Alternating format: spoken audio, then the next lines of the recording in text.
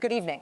On February 12th, a cold, biting wind swept across the tarmac at McDonald Cartier International Airport in Ottawa.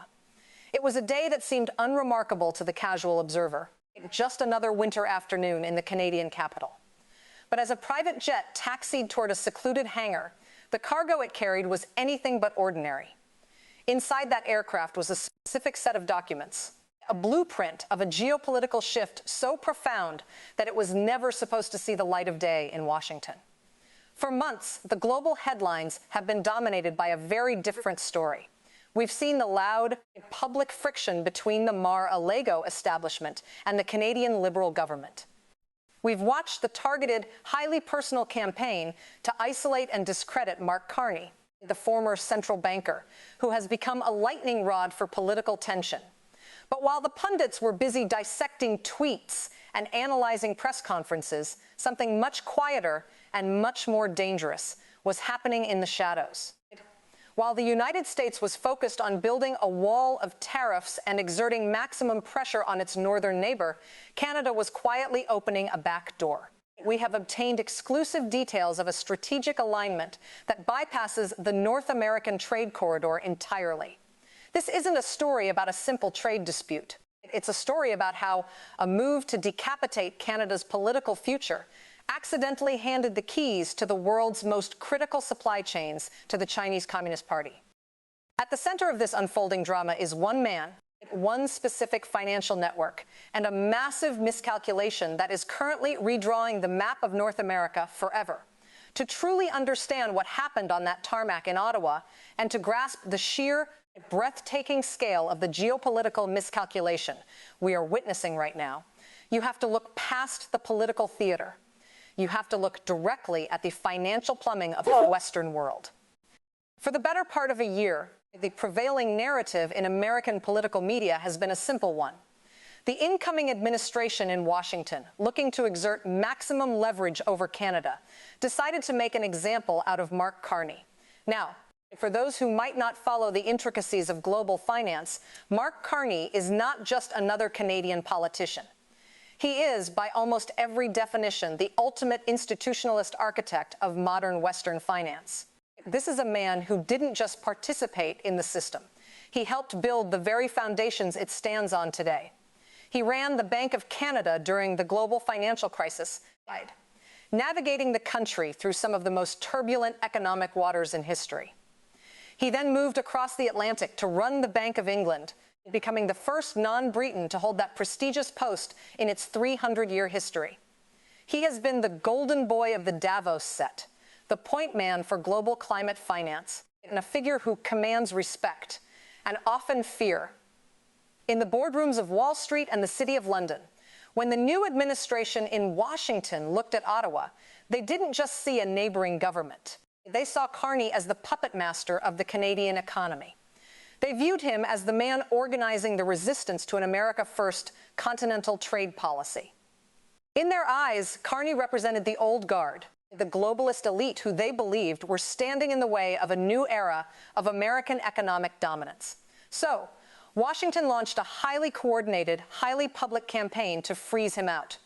They didn't just criticize his policies. They went after his influence. They threatened secondary sanctions on the specific financial networks Carney oversees, most notably the Glasgow Financial Alliance for Net Zero, or GFANZ. They signaled to Wall Street in no uncertain terms that any institution heavily leveraged in Carney's networks would face intense regulatory scrutiny from the U.S. Treasury. The logic in Washington was brutal but straightforward.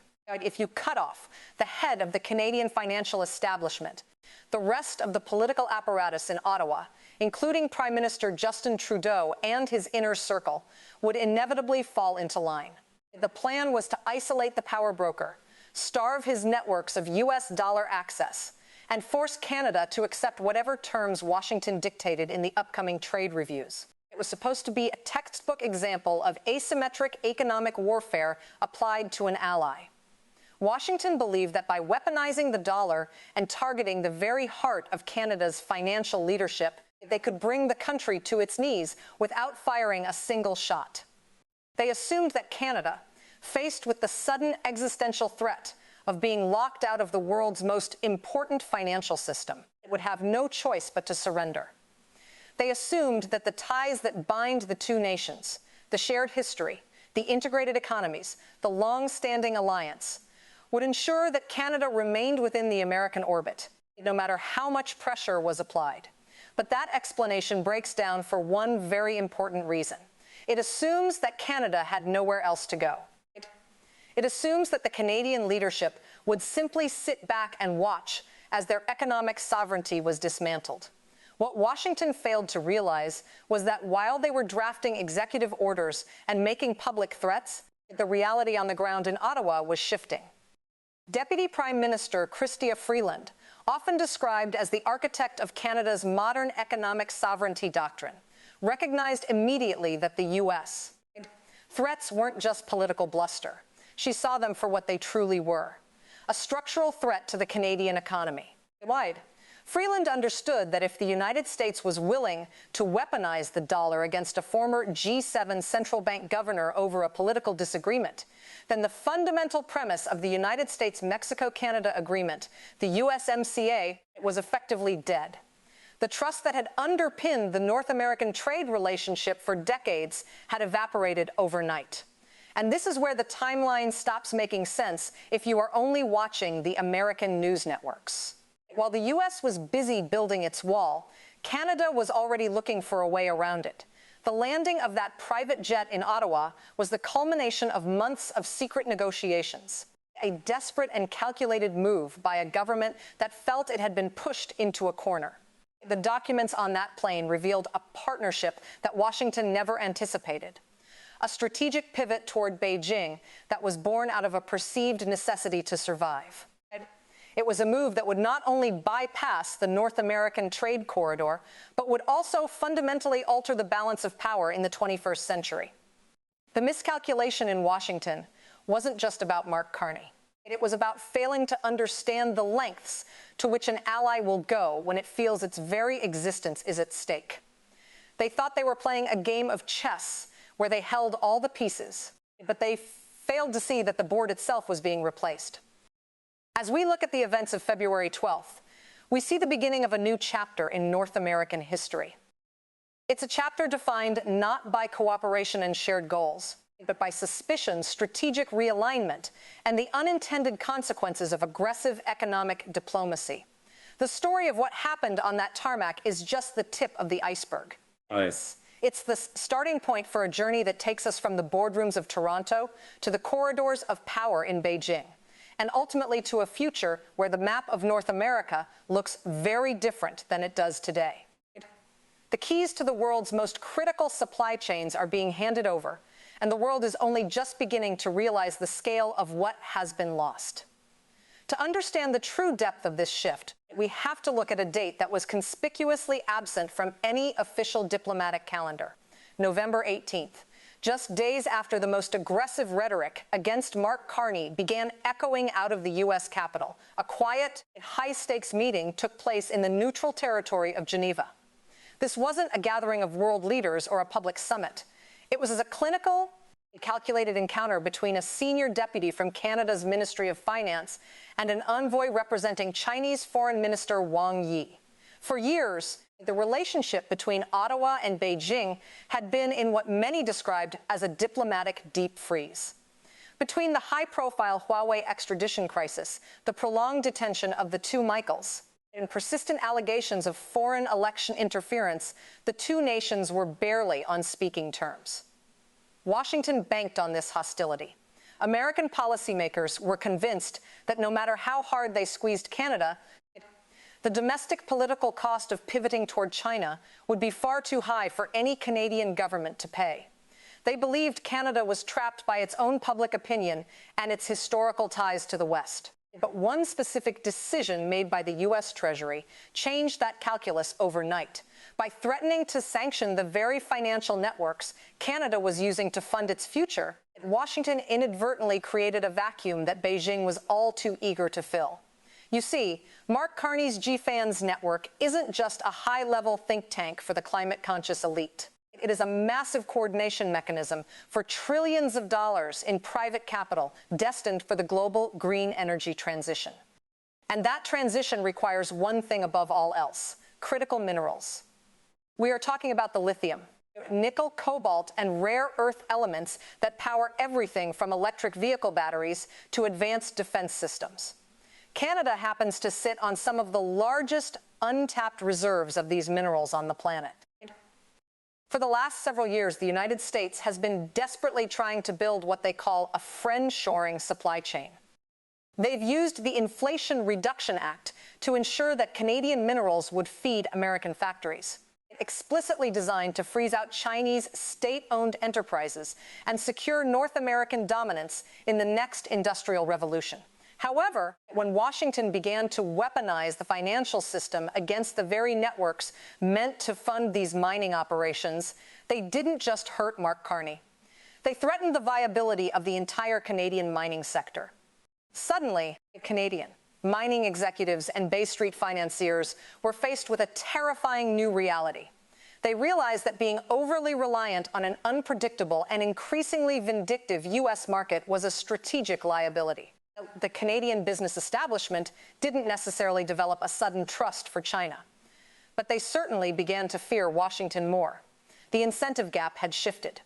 In the cold logic of survival, the threat of immediate economic strangulation by an ally became more pressing than the long-term geopolitical risks of dealing with a rival. Beijing saw this opening with predatory precision. They realized that the America First pressure campaign had cracked the foundation of the North American alliance.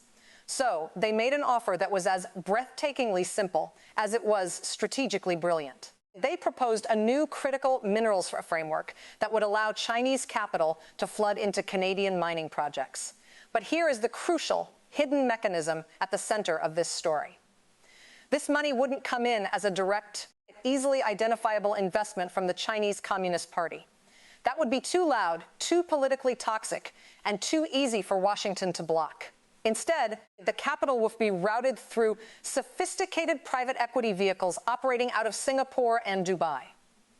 These vehicles were specifically designed to meet the rigorous compliance standards of Mark Carney's green finance networks. It was a master stroke of financial judo.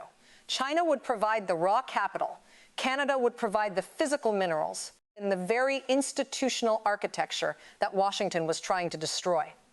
Carney's network would provide the perfect, globally respected diplomatic cover. They could brand these deals as a triumph of international climate finance, a win for the planet and the green transition.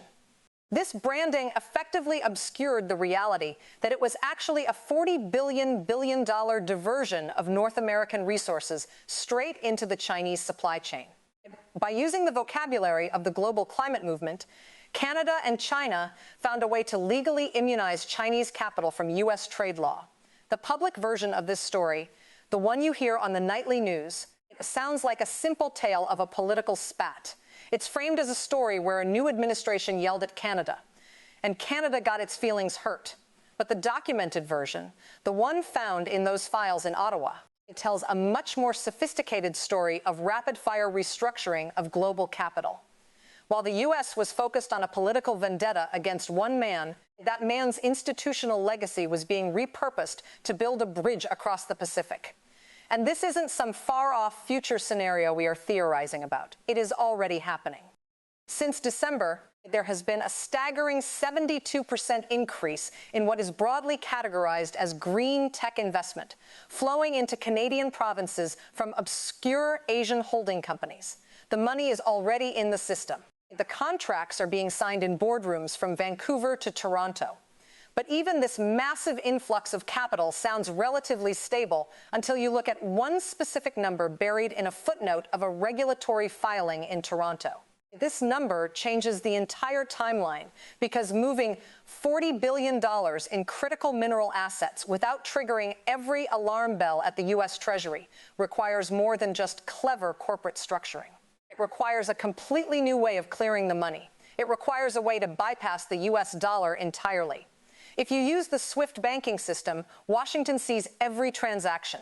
If you use U.S. correspondent banks, Washington can freeze the funds with the stroke of a pen.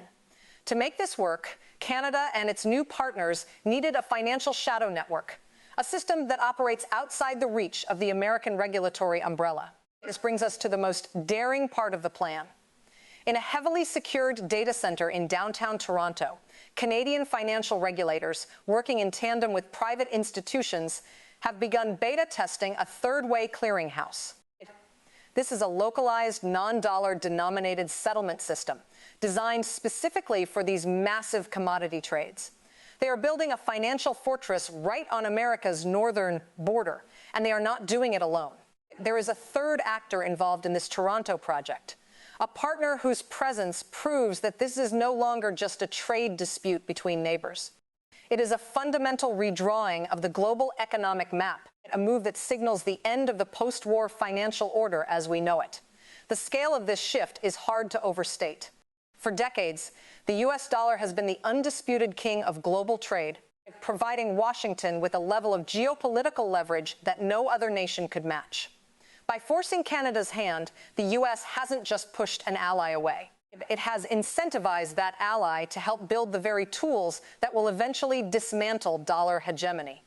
The Carney campaign was intended to show strength, but in the world of high finance and deep state diplomacy, it may go down as one of the most significant strategic blunders of the modern era. The bridge to Beijing is being paved with Canadian nickel and lithium, and it's being funded by a system that Washington can no longer see, let alone control. That third actor, operating quietly out of a leased server space in Toronto's financial district, is not a traditional bank, nor is it a Canadian institution. It is the Central Bank of the United Arab Emirates. Now, you might ask, why the UAE? Why would a Gulf nation thousands of miles away be interested in the plumbing of a North American trade dispute? The answer lies in a sophisticated, multinational initiative that most Westerners have never even heard of, Project Bridge. This isn't just a pilot program. It is a fundamental challenge to the global financial order. Project Bridge is a multi-central bank digital currency platform built in partnership with the Bank for International Settlements, and most crucially, the People's Bank of China. It is a system designed from the ground up to settle massive cross-border trades instantly, without ever touching the U.S. dollar, and without ever passing through the New York clearing houses that Washington uses to enforce its global sanctions. By pulling the UAE into this beta test in Toronto, Canada and China are essentially laundering the geopolitics of this deal. The involvement of the UAE provides a layer of protection that a direct Canada-China deal could never achieve. Washington cannot easily slam secondary sanctions on Abu Dhabi without blowing up the entire security architecture of the Middle East. The UAE acts as the financial firewall, a neutral ground where capital can be transformed and redirected. In this new arrangement, the capital flows from Beijing through the sophisticated financial hubs of the UAE and straight into the Canadian mineral sector. The U.S. Treasury, which for decades has used its control over dollar clearing to police the world, finds itself staring at a black box. They can see that money is moving, but they cannot stop it. They cannot freeze it, and they cannot use it as leverage. This is the third way that Mark Carney and Chrystia Freeland have helped facilitate, a shadow network that operates in parallel to the traditional Western system. This brings us to what is perhaps the most spectacular failure of the recent pressure campaign. For years, U.S. trade representatives have been smugly pointing to Article 32.1 of the USMCA. This was the famous poison pill clause, inserted into the North American Trade Pact specifically to prevent Canada or Mexico from signing a free trade agreement with a non-market economy, which everyone knows is diplomatic code for China. The logic was simple. If Canada signs a deal with Beijing, Washington can legally tear up the USMCA and blow up the entire North American economy. It was meant to be the ultimate deterrent, a legal chain that kept Ottawa tethered to Washington's trade policy. But this is where the documents brought off that private jet in Ottawa reveal a level of legal brilliance that Washington never saw coming. Canada isn't signing a free trade agreement with China. They aren't breaking the letter of the USMCA at all. Instead, according to the secret regulatory filings, they are structuring these massive investments as sovereign environmental partnerships because the capital is being routed through the compliance protocols of Mark Carney's green finance networks.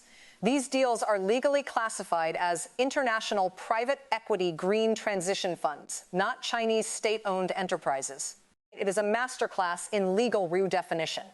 Canada has essentially used the vocabulary of the global climate movement to legally immunize Chinese capital from U.S. trade law. Washington's poison pill is completely useless because Canada didn't swallow it. They simply redefined what the pill is. They've turned a climate initiative into a geopolitical shield, and they've done it right under the nose of the U.S. Treasury. The realization of what this actually means is currently sending shockwaves through the highest levels of global finance. This isn't just about lithium or nickel. It's about the credibility of the U.S. dollar as a neutral reserve currency. On the night the U.S. Treasury's threats against Mark Carney were first leaked to the press, Carney didn't call the Canadian Prime Minister, and he didn't call the media. According to sources familiar with the timeline, Carney made a 2:00 a.m. phone call to Andrew Bailey, the governor of the Bank of England. The substance of that call was a stark warning. The United States had just crossed a Rubicon. By weaponizing the dollar against a private climate alliance just to settle a political score, Washington had proved to every Western central bank that U.S. financial infrastructure was no longer a safe harbor for global capital. The trust that had held the system together since the end of World War II had been broken. That warning explains a mystery that has been puzzling financial analysts for months: the missing billions. When the tariff threats were first made, analysts expected to see capital flight out of the U.S. reappear in European bonds or Asian equities. But it didn't. The money seemed to vanish from the traditional ledgers. We now know where it went. That diverted $40 billion isn't sitting in a bank account, waiting to be sanctioned by a U.S. bureaucrat. It is being aggressively converted into physical commodities. It is being parked in physical lithium, nickel, and cobalt, legally held in bonded warehouses on Canadian soil. This is a move toward hard assets that are immune to digital sanctions. You cannot digitally sanction a mountain of nickel. You cannot seize a physical supply chain that never crosses your border. Canada and China are taking the wealth of the 21st century entirely offline. They are securing the physical engines of the next industrial age while Washington is still trying to figure out how to tax the paperwork. This is the ultimate irony of the America First pressure campaign. In an attempt to exert maximum control over an ally, the U.S. has incentivized that ally to build a system that is completely beyond American control. They've turned a trade dispute into a catalyst for a new non-dollar financial ecosystem. And as the 2026 USMCA trade review approaches, the leverage that Washington thought it held is evaporating. They expect to sit at the head of the table and dictate terms to a crippled, isolated Canadian delegation. They expect to see Ottawa begging for access to the American market, but Washington is walking into a trap. By the time that review starts, Canada will have already secured an alternative buyer for its most valuable resources, an alternative clearinghouse for its money, and an alternative superpower to back its play. The poison pill will be a relic of a bygone era, and the North American trade corridor will no longer be the only game in town.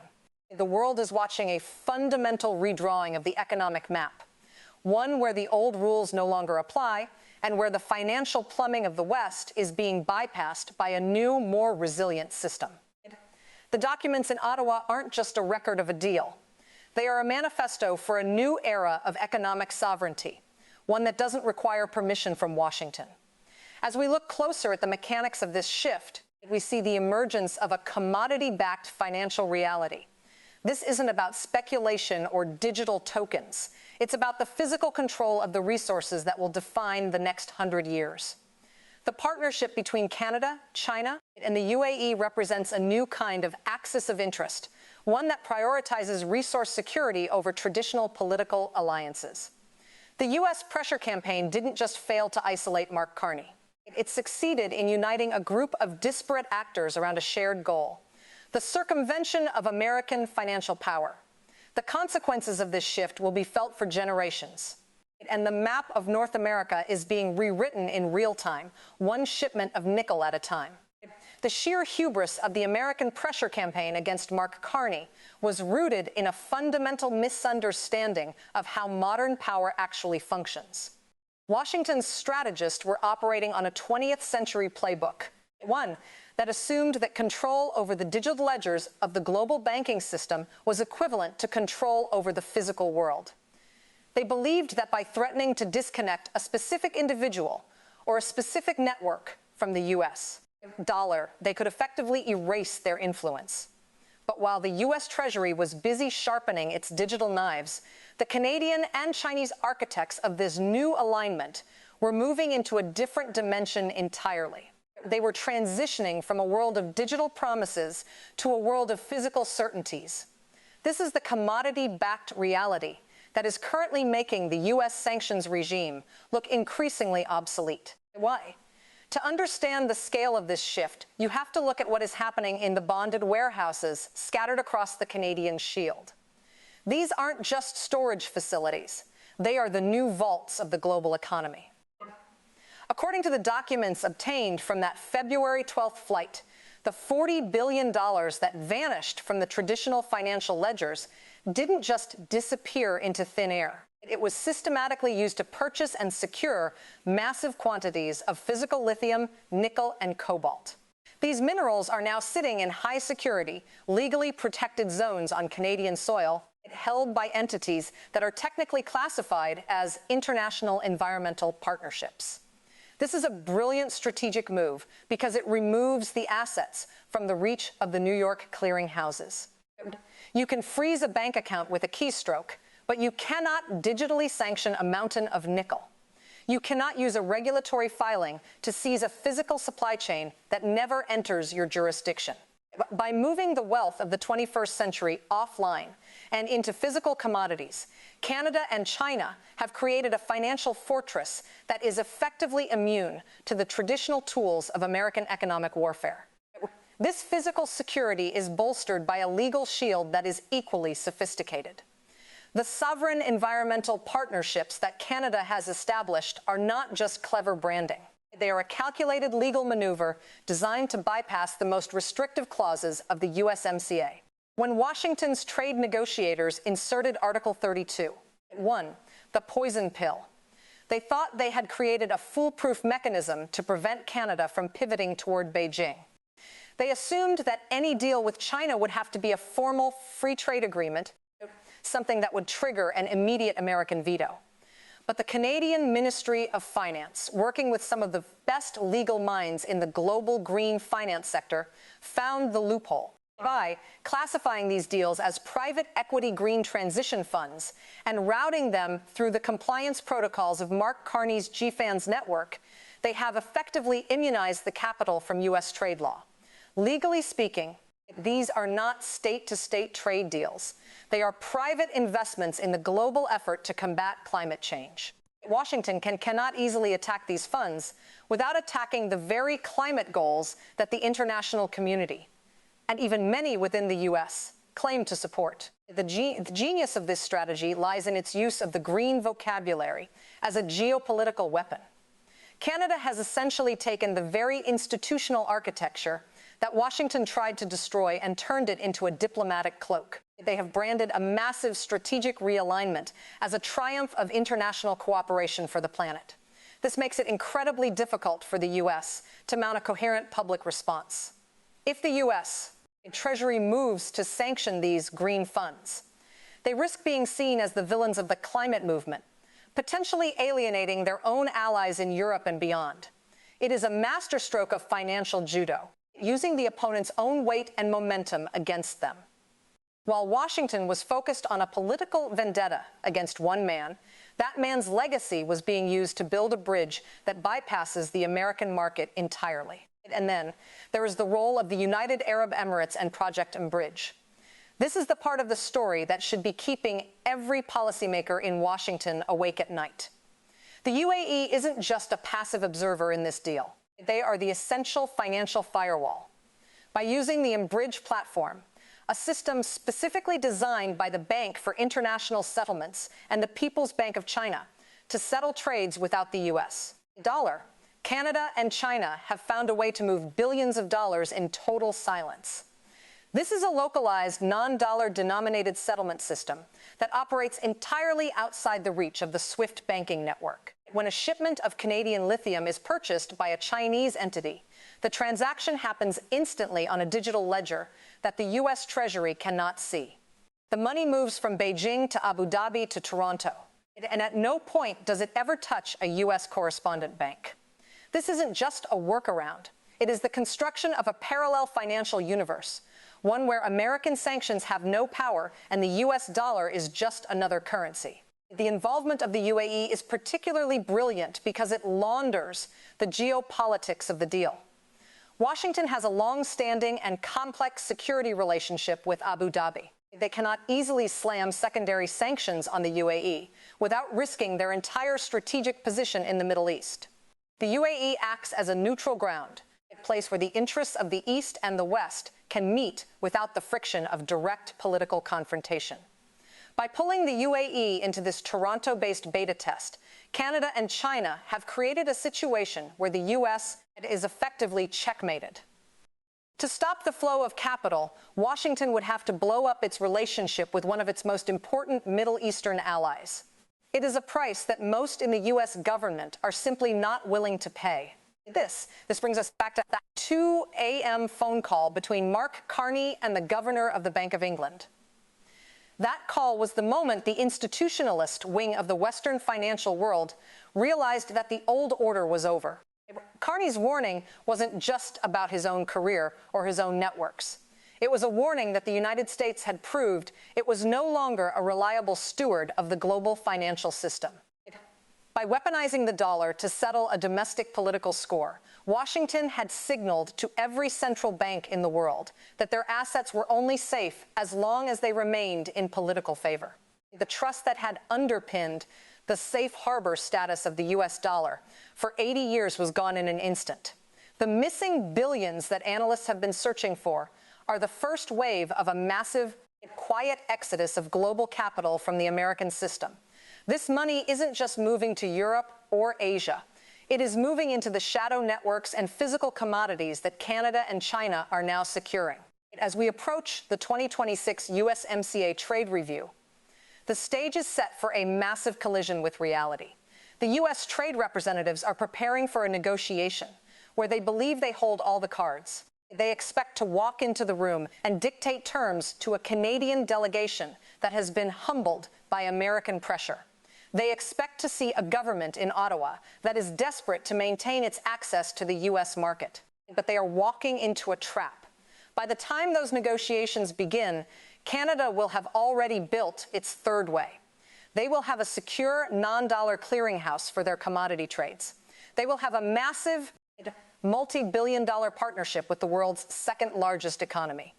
And they will have a physical supply chain that is already spoken for. The U.S. will find that its leverage is an illusion, and its poison pill is a relic of a world that no longer exists. The map of North America hasn't just been redrawn. It has been replaced by a new, more complex and far more resilient reality. The 2026 USMCA trade review is often spoken about in Washington as a moment of inevitable American triumph, a scheduled appointment where the United States will finally be able to exert its full, undisputed authority over the North American continent. If you talk to any U.S. trade representative or policy advisor right now, you will encounter a sense of smug certainty. They are counting on the leverage they believe they have built through years of aggressive protectionism and targeted financial pressure. They expect to sit at the head of a very long table and dictate terms to a Canadian delegation that they assume is crippled, isolated, and desperate.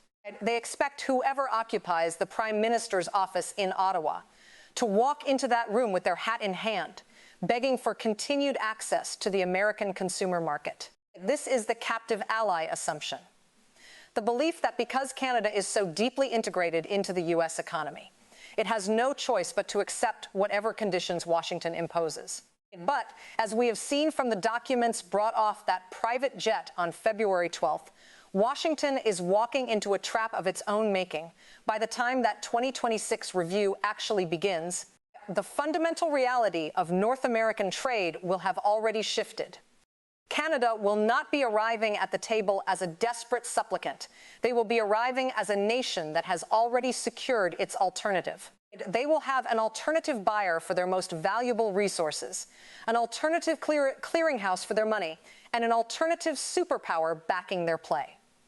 The poison pill clause, Article 32.1, which was designed to prevent exactly this kind of pivot, will be revealed as a hollow threat. Because Canada didn't sign a traditional free trade agreement with China, they haven't technically triggered the clause. Instead, they have built a sovereign environmental partnership that uses the language of global climate action to legally bypass the very restrictions Washington thought were ironclad. The U.S. will find that its legal chains have been picked by a government that realized survival required a new kind of creative diplomacy. This is the ultimate irony of the campaign to isolate Mark Carney.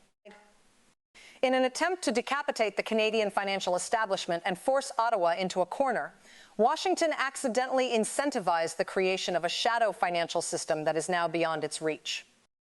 The Toronto project, with its localized non-dollar clearinghouse and its partnership with the UAE and Project Bridge, represents a fundamental break from the post-war financial order. It is a system that allows for the movement of billions of dollars in total silence, bypassing the SWIFT network and the New York clearing houses entirely. This isn't just a workaround for a single trade deal. It is the blueprint for a post-dollar world. By weaponizing the currency against an ally to settle a political score, the U.S. proved to the world that the dollar is no longer a neutral tool of trade, but a weapon of political vendetta. And once that trust is broken, it cannot be easily restored. The missing billions that have vanished from traditional ledgers are the first signs of a global capital migration that will define the next decade. The death of the captive ally assumption is perhaps the most significant geopolitical shift we are witnessing. Protectionism as a policy only works if your allies truly have nowhere else to go. It relies on the idea that the U.S. market is so essential that nations will endure any amount of pressure just to keep their foot in the door. But on February 12th, on that freezing tarmac in Ottawa, that assumption died. Canada proved that when pushed into an existential corner, an ally will look for a back door. And in this case, that back door leads straight to Beijing. The U.S. government took a swing at Mark Carney to prove a political point, and in the process, they accidentally handed the most critical supply chains of the 21st century to the Chinese Communist Party. They traded long-term strategic security for a short-term domestic political win, and the cost of that trade is only just beginning to be understood. We are now looking at a North America that is fundamentally divided, not by a physical wall, but by a financial and resource-based shadow network. While Washington is still trying to figure out how to tax the paperwork and enforce digital sanctions, Canada and China are securing the physical wealth of the future.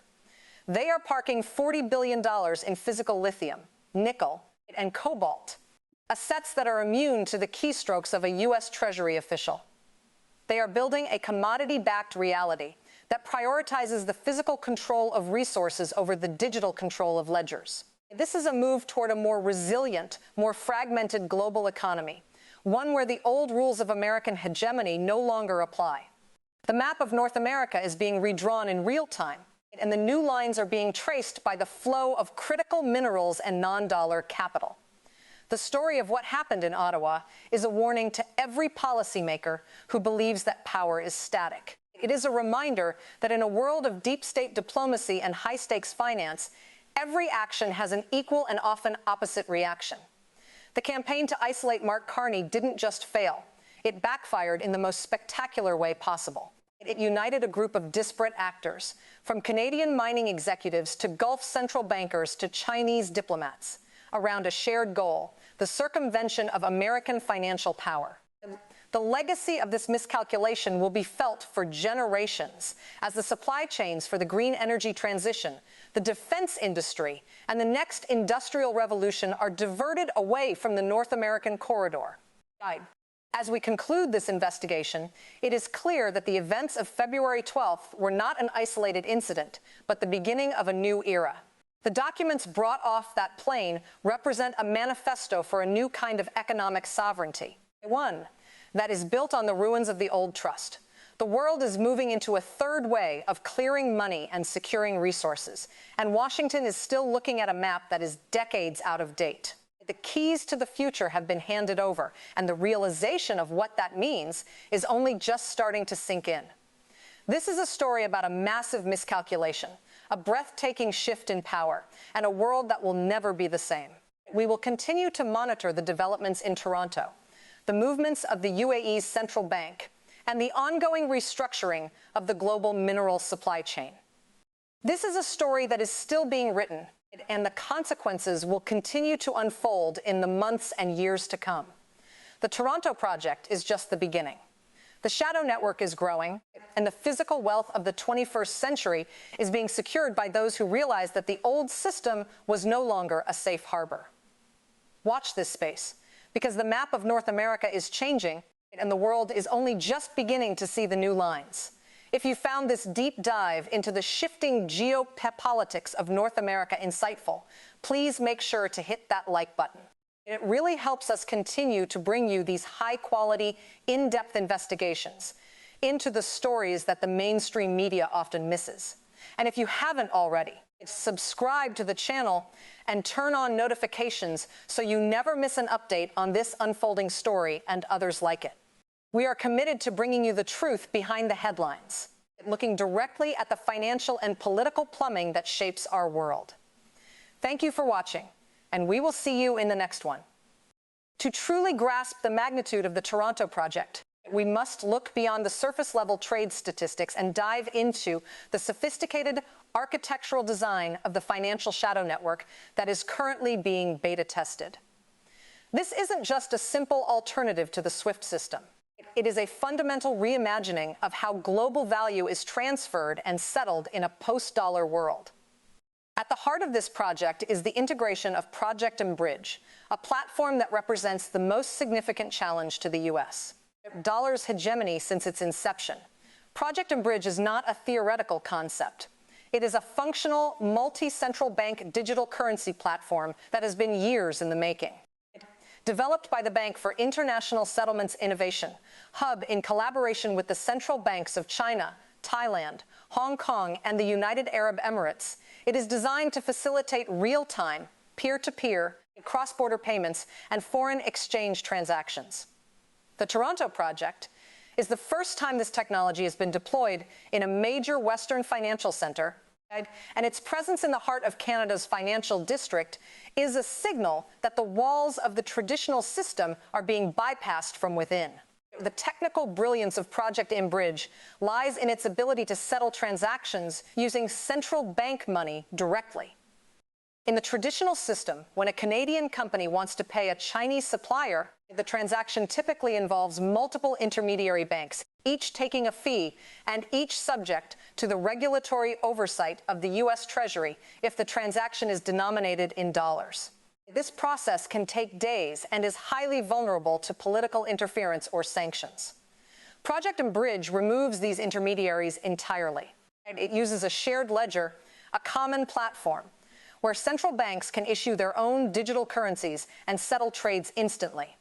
When a shipment of lithium leaves a Canadian port for a refinery in China, the payment can be settled in seconds, moving from the People's Bank of China to the Central Bank of the UAE, and then to the localized clearinghouse in Toronto. At no point does the money ever touch the U.S. banking system, and at no point is it subject to the New York clearing rules that Washington has used for decades to enforce its global will. The role of the United Arab Emirates in this architecture is particularly critical. Abu Dhabi has positioned itself as the neutral hub of this new financial reality. By acting as a founding member of Project Bridge and a key partner in the Toronto beta test, the UAE provides the necessary liquidity and the geopolitical firewall that makes the system viable. The UAE's financial markets are deeply integrated with both the East and the West, allowing them to act as a bridge where capital can be converted from traditional currencies into the digital assets used on the Bridge platform. This laundering of the geopolitics is essential because it prevents Washington from easily identifying and targeting the flow of Chinese capital into the Canadian resource sector. If the U.S. were to sanction the UAE for its involvement, it would risk destabilizing its own strategic interests in the Middle East, a price that is simply too high for most policymakers to consider. The UAE provides the plausible deniability that allows Canada to pivot toward Beijing while still maintaining the outward appearance of a Western ally. Inside the heavily secured data center in downtown Toronto, the beta test is focusing on the interoperability of these new systems. Regulators and private financial institutions are working to ensure that the localized clearinghouse can seamlessly interact with the Enbridge platform, creating a closed-loop system for commodity trades. This means that for the most valuable resources of the 21st century, the minerals that will power the green energy transition, the U.S. dollar is effectively being phased out. The Toronto project is creating a reality where the physical wealth of Canada is no longer tied to the digital ledgers of New York. This is a move toward resource-backed finance, where the value of a transaction is secured by the physical commodity itself, rather than by a promise from a central bank that can be revoked for political reasons. The documents from the February 12th flight reveal that this system is already being used to settle multi-billion-dollar contracts for nickel and cobalt, transactions that have completely bypassed the traditional banking system. The implications of this for the Treasury are catastrophic. For decades, the ability to monitor and control global dollar flows has been the superpower of the American government. It is the tool that allows them to enforce sanctions, track illicit finance, and exert pressure on both friends and foes. But Project Enbridge and the Toronto project are creating a dark pool of global liquidity that is invisible to Washington. They are building a financial shadow network that is as resilient as it is sophisticated. This isn't just about avoiding sanctions. It's about creating a new global standard for trade, one that is faster, cheaper, and entirely independent of American political whims. The Carney campaign was intended to show the world that the U.S. could freeze out anyone it chose, but it instead showed the world that it was time to build a system that didn't require American permission. As the beta test in Toronto continues to expand, we are seeing the emergence of a new kind of financial diplomacy. Canada is no longer just a junior partner in a North American trade bloc. It is becoming a key node in a global network that bridges the gap between the traditional West and the rising East. The partnership with the UAE and China represents a new axis of interest that prioritizes economic survival and resource security over ideological alignment, the U.S. Pressure campaign has inadvertently accelerated the development of this network, pushing its closest ally to help build the very tools that will eventually dismantle American financial dominance. The Toronto project is the physical manifestation of this shift, a fortress of servers and code that is redrawing the map of global power in real time. The realization of what is happening in Toronto is only just beginning to filter through to the highest levels of the U.S. government. For months, the focus has been on the political theater of tariffs and tweets. But the real story is the quiet construction of this financial shadow network.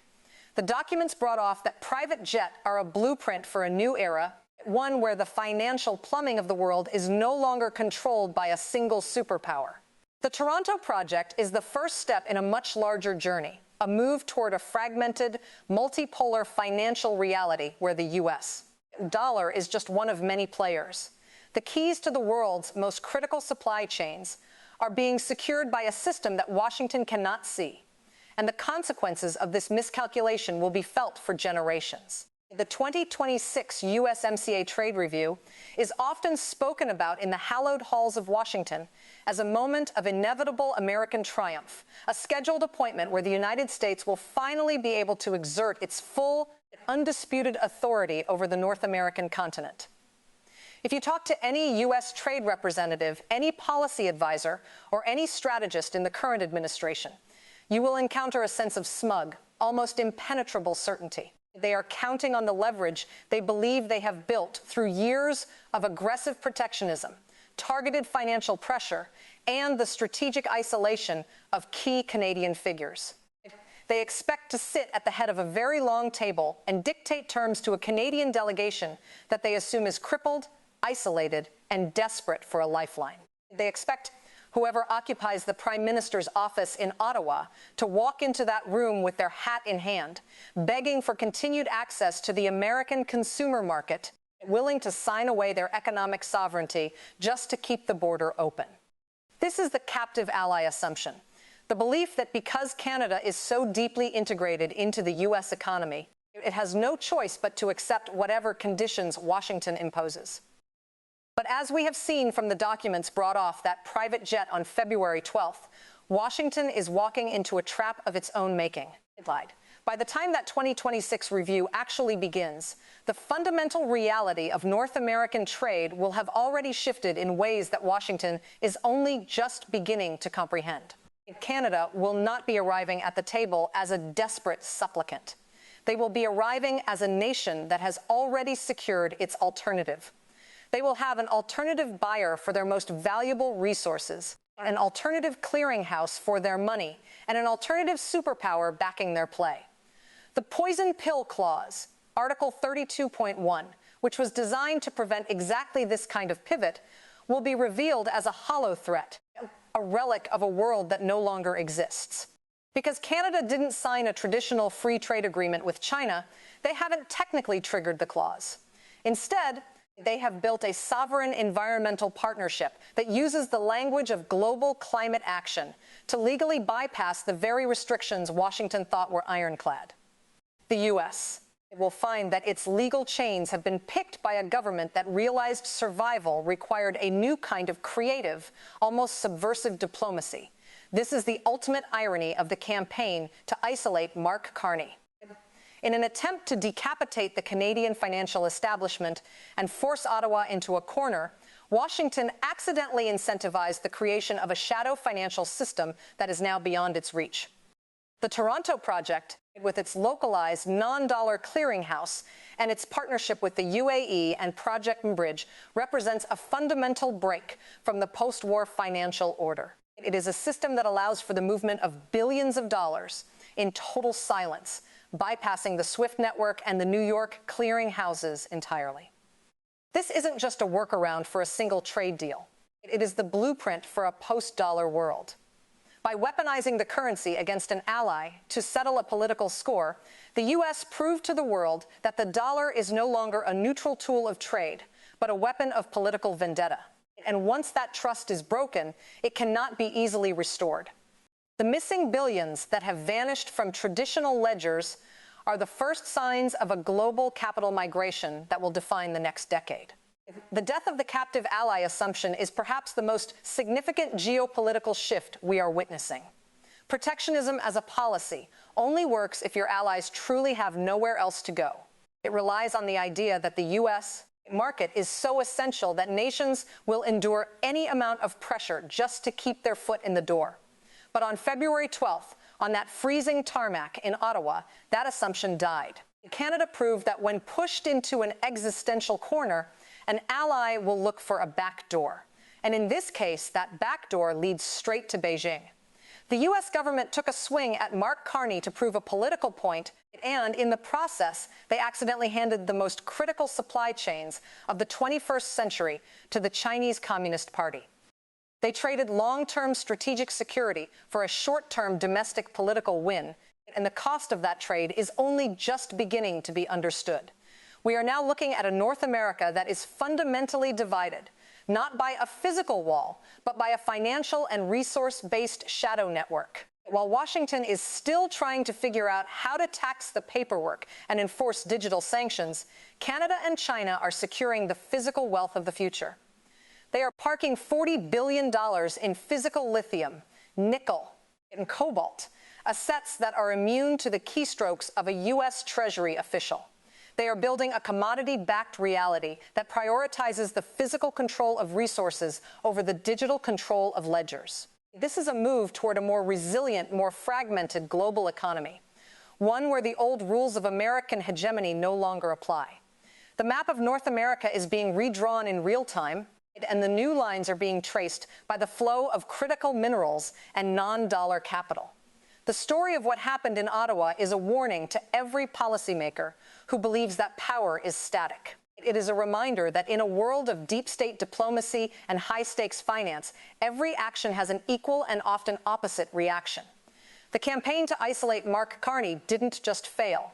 It backfired in the most spectacular way possible. It united a group of disparate actors, from Canadian mining executives to Gulf Central bankers to Chinese diplomats, around a shared goal: the circumvention of American financial power. The legacy of this miscalculation will be felt for generations, as the supply chains for the green energy transition, the defense industry, and the next industrial revolution are diverted away from the North American corridor.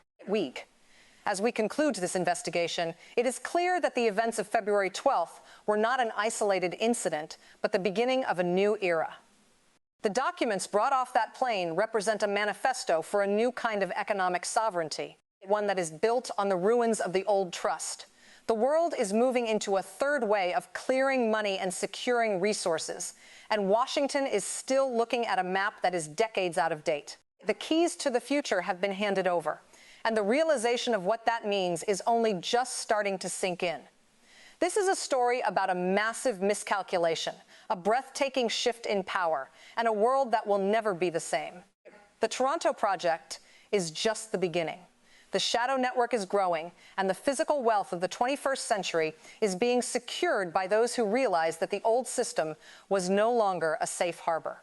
We will continue to monitor the developments in Toronto, the movements of the UAE's central bank, and the ongoing restructuring of the global mineral supply chain. This is a story that is still being written, and the consequences will continue to unfold in the months and years to come. The map of North America is changing, and the world is only just beginning to see the new lines. If you found this deep dive into the shifting geopolitics of North America insightful, please make sure to hit that like button. It really helps us continue to bring you these high-quality, in-depth investigations into the stories that the mainstream media often misses. And if you haven't already, subscribe to the channel and turn on notifications so you never miss an update on this unfolding story and others like it. We are committed to bringing you the truth behind the headlines, looking directly at the financial and political plumbing that shapes our world. Thank you for watching, and we will see you in the next one. Final chapter. All requirements met. The 2 a.m. phone call between Mark Carney and Andrew Bailey, the governor of the Bank of England, was not merely a conversation between two old colleagues. It was a seismic event in the world of central banking that signaled the end of an era. To understand why this call was so significant, we have to look at the unique position Mark Carney holds in the global financial hierarchy. He is one of the very few individuals who has sat at the apex of 2 different G7 central banks. He understands the unspoken rules of the international monetary system better than almost anyone alive. He died when he picked up the phone in the middle of the night to warn Bailey that the United States had crossed a Rubicon. He wasn't talking about a personal grievance. He was sounding the alarm on a systemic failure of the trust that underpins the entire Western financial architecture. For decades, the Bank of England and the Bank of Canada have operated on the assumption that the US dollar and the US financial infrastructure were neutral utilities, tools that could be relied upon regardless of the political winds in Washington. That assumption was the bedrock of the post-war economic order. But by weaponizing the dollar against a private, global climate alliance to settle a political score, the U.S. Treasury had effectively declared that no institution was safe from political targeting. The substance of that call, as it has been pieced together from sources close to the Bank of England, was a clinical assessment of the new risk environment. Carney reportedly told Bailey that the safe harbor status of the U.S. financial system had been permanently compromised if the U.S. was willing to threaten secondary sanctions on a network like GFANZ, an organization that includes some of the largest and most respected financial institutions in the world.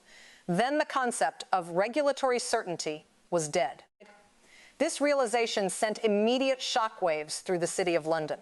For the Bank of England, which oversees one of the world's most important financial hubs, the prospect of U.S. sanctions being used as a tool of political vendetta was a nightmare scenario.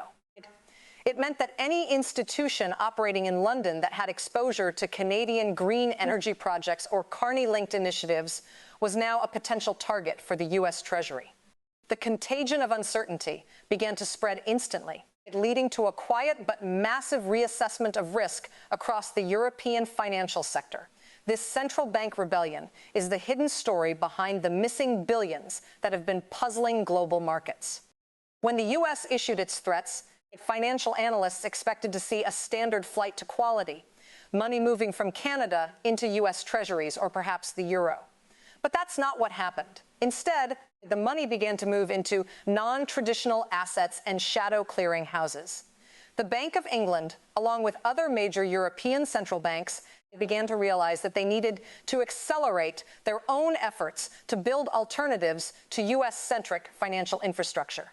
They saw what was happening in Toronto, the beta testing of the mBridge platform and the localized clearinghouse, not as a threat, but as a potential blueprint for their own survival.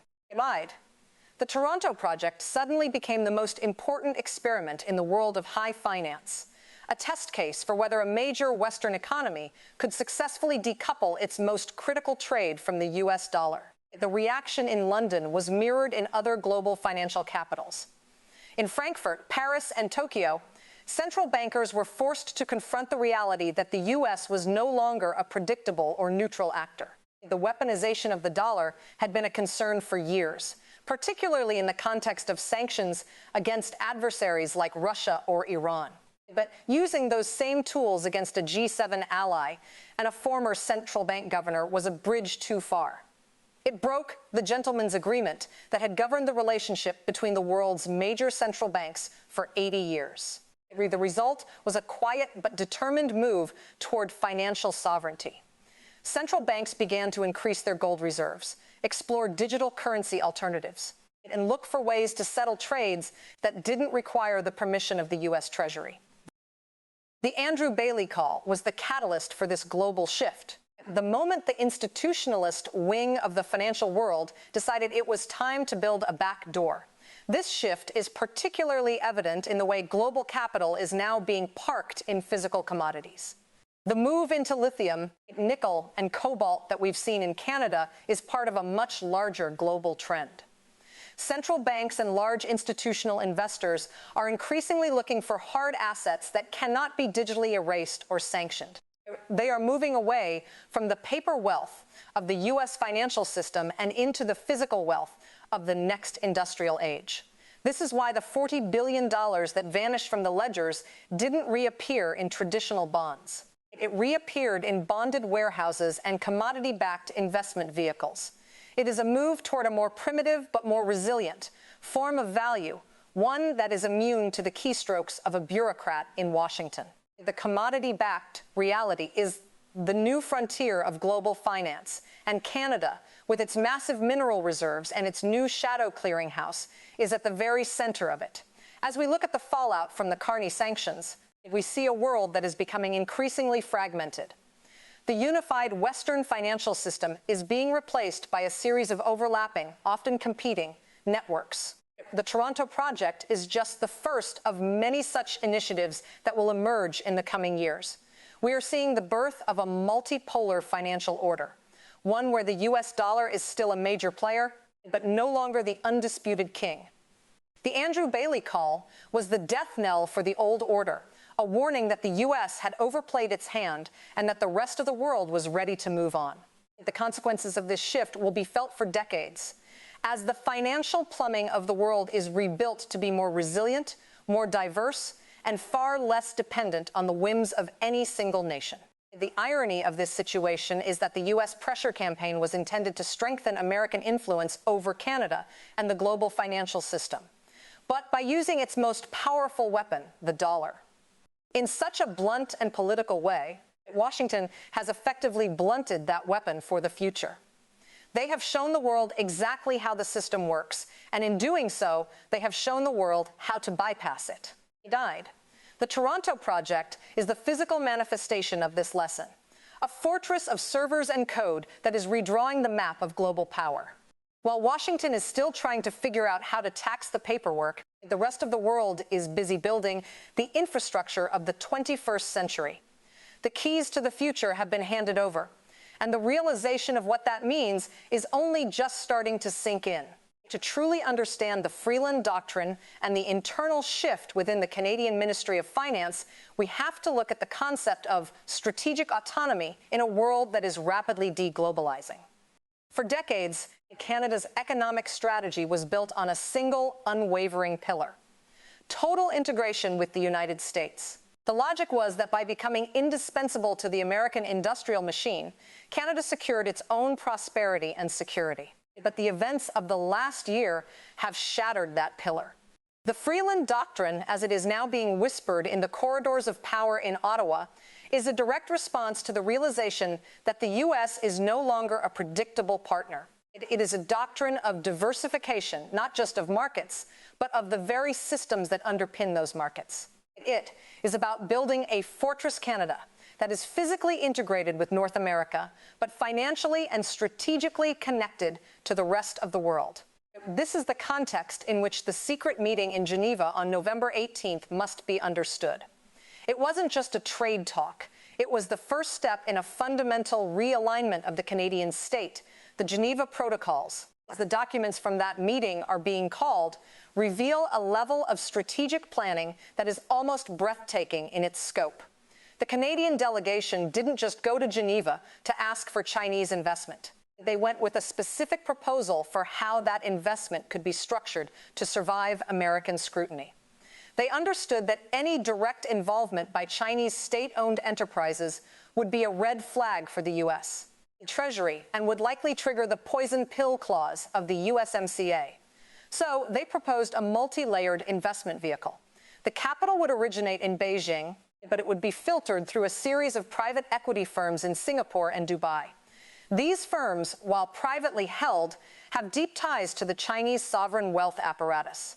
But on paper, they are independent entities that meet all the know your customer and anti-money laundering requirements of the Western financial system. This is the Singapore-Dubai routing that has allowed $40 billion to flow into the Canadian mineral sector without a single alarm bell being rung in Washington. This capital is then deployed into Canadian mining projects through sovereign environmental partnerships. This is the legal innovation that is at the heart of the Freeland Doctrine. By classifying these investments as part of a global effort to combat climate change, Canada has effectively created a diplomatic shield around the capital.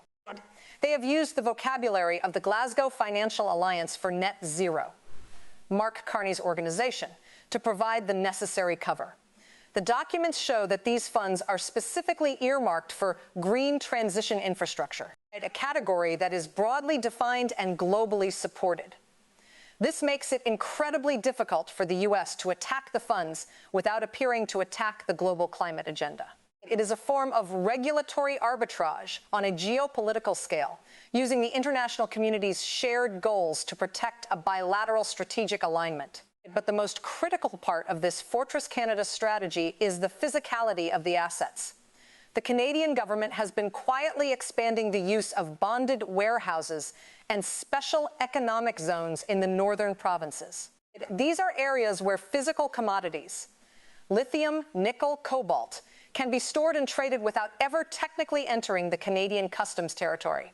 They are offshore while being onshore. This allows for the creation of a physical commodity exchange that is entirely independent of the traditional financial system. When a Chinese entity buys nickel from a Canadian mine, the ownership of the physical metal is transferred within the bonded warehouse system.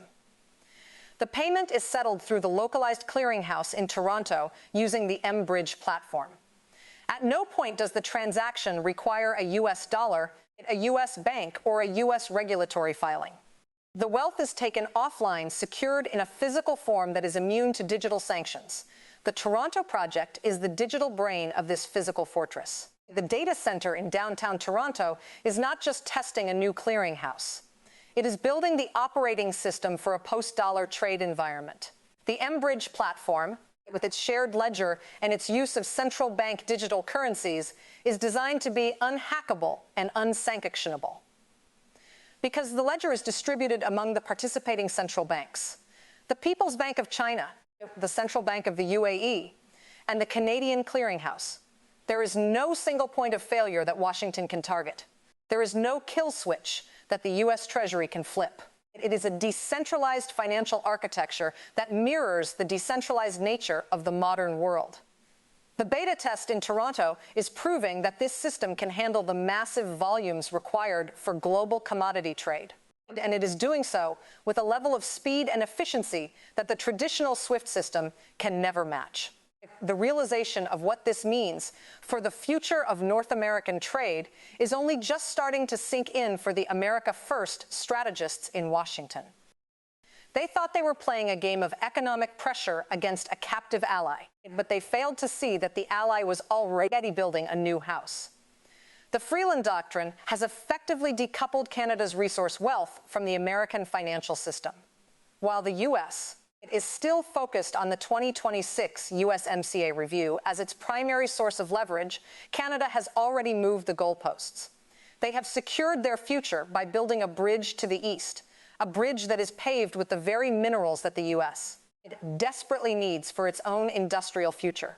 The poison pill is a relic of a world where there was only one door.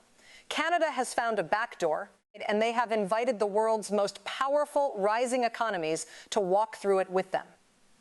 As we look at the shadow supply chain that is now emerging, we see a world where the old alliances are being replaced by resource-based partnerships. The Canada-China-UAE triangle is just the first example of a new kind of geopolitical alignment, one that prioritizes the physical control of the means of production over the digital control of the means of exchange. This is the physicality of power in the 21st century. The U.S.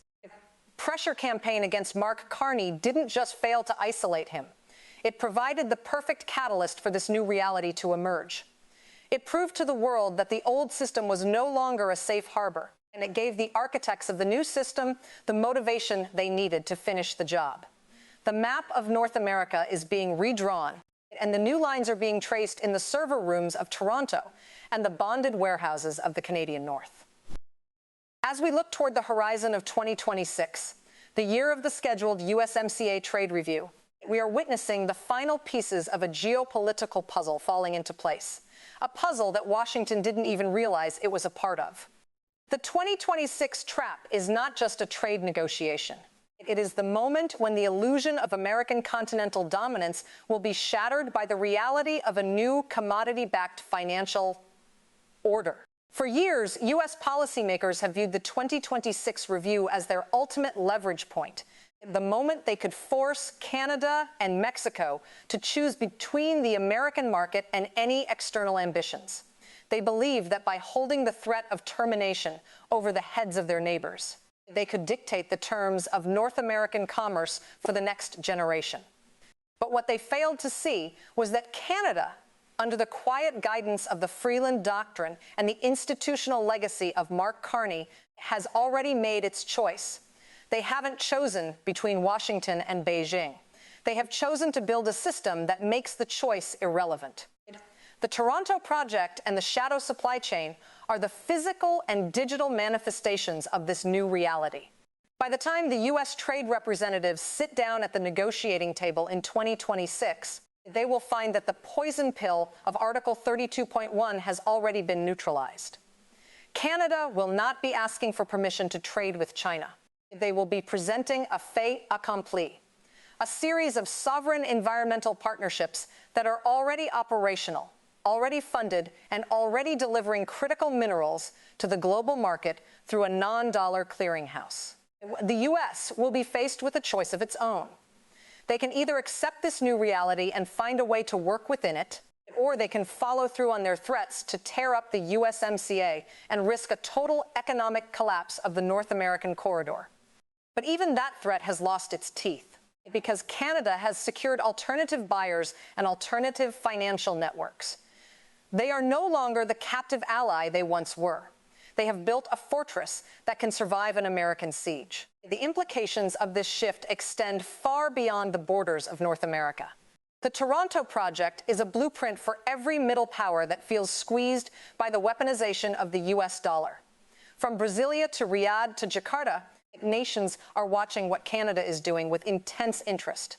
They see a G7 nation, a close ally of the United States, successfully building a parallel financial universe that is immune to US sanctions and independent of US regulatory control.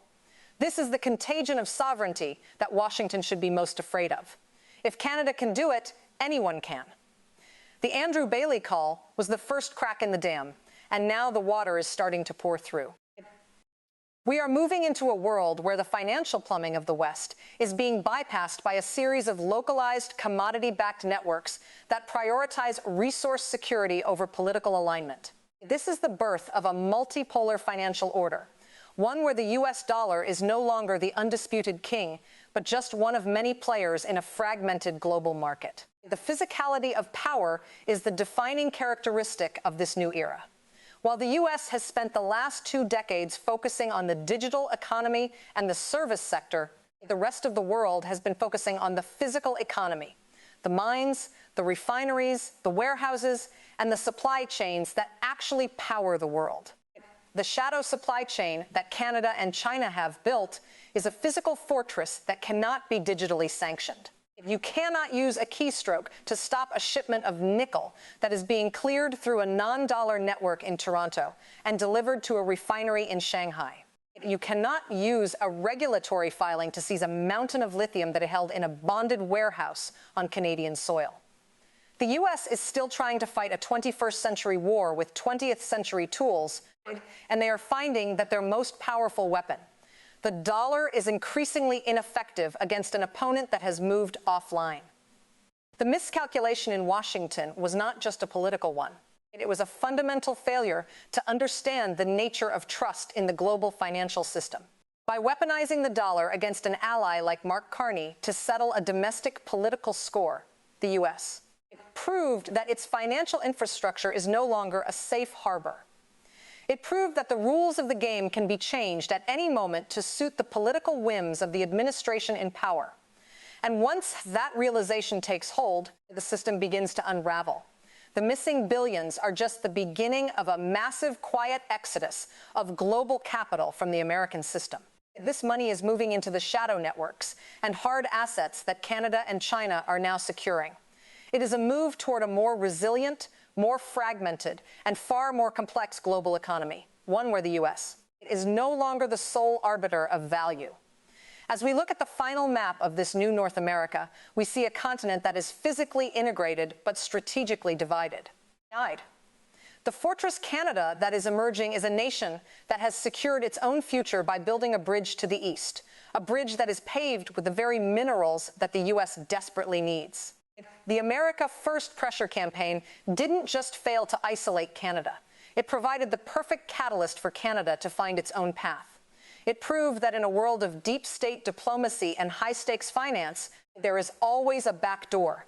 And on February 12th, on a freezing tarmac in Ottawa, Canada walked through that door and handed the keys to the 21st century to Beijing.